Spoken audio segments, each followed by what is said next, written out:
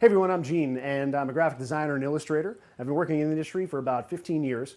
Today we're going to talk about acetone and how to use it in oil paints. Now, even the most expert oil painter from time to time is going to make mistakes. One of the things about oil painting is that it's very unforgiving if you're not careful because it takes a long time to dry. So if you try and fix mistakes too much, your painting can become really muddy. Well, that's where acetone comes in. There are two ways that I can think of that you're going to use acetone most frequently. One is just eliminate a mistake entirely, and acetone will basically eat that paint right away. You want to keep a knife handy, a palette knife, or even just a regular knife so you can scrape off any excess paint, and then essentially paint the acetone in the area, and that'll water it down, dilute it actually.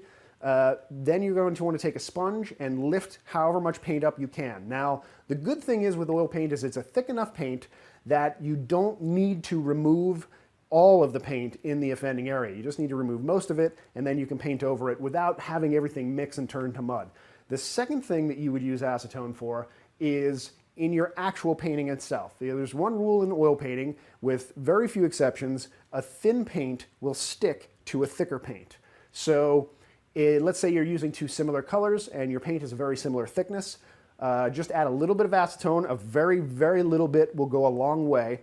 Add a little bit of acetone to the paint that you would like to be on top of the thicker paint, and that will thin it out enough to where it won't mix as much if you're just very careful. Obviously, if you push down and you start swirling it around, the acetone's going to mix, so you'll get mud again. But anyway, those are the two ways that you're going to use acetone most often. So I'm Gene, and I hope you learned something. I'll see you next time. Thanks for watching.